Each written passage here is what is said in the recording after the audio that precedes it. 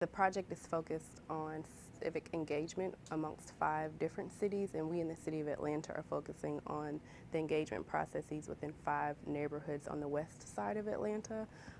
These neighborhoods have historically been somewhat over-engaged, but haven't really seen a lot of progress from those engagements. And so we'd like to come in and develop new ways of thinking about partnerships and collaborating, developing more cohesion amongst all stakeholders.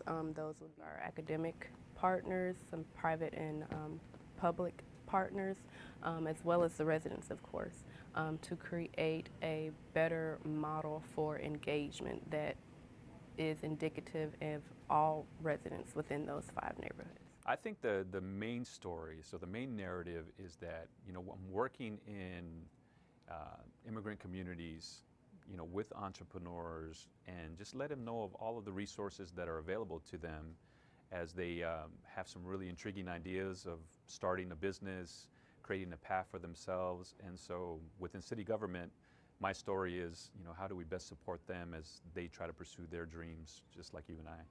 I am engaging with community members to help my city get healthier. That's really the crux of it. It's about moving New Orleans to a healthier state of being as a city and as individuals, because we do have a lot of people who haven't seen the doctor in the last 2 years. And it's hard to say like, oh no, you need to do this, go to the doctor. But it's something that is really important. So City Accelerator, in their infinite wisdom, gave us the opportunity to engage with people and say, hey, why don't you go to the doctor? What is it about it that is a barrier for you? Is it internal? Is it external? Is it just that it's too far away? So we really get an opportunity to find out why people don't take care of their health in the way that a lot of people think they should. What this project is about is simply continuing conversations, continuing community conversations. The city goes out to communities all of the time to get feedback, solicit, provide information, solicit feedback. It's just continuing that conversation instead of hitting the reset button every single time with every single issue. Interesting time, because again, we're engaged in an update of the 20-year plan, and to do that in what quite possibly might be the peak real estate cycle that we've ever seen before, it really changes the conversation. New people are coming to the city and they want to be part of the conversation, but we also have people who've lived there a long time, or maybe people who have lived there for like a decade, and they feel somehow that they're not being heard and that their needs aren't being met. So how do we really be that city that welcomes all perspectives in thinking about what kind of city we're going to be for the next 20 years?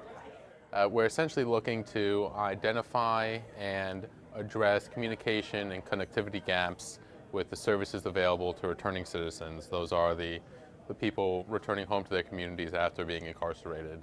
And we're doing that by first starting with a series of focus groups that will be designed and led by returning citizens themselves.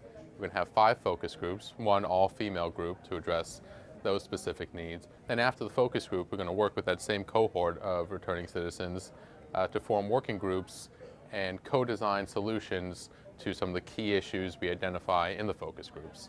And then phase 2 of the project will be implementing those solutions.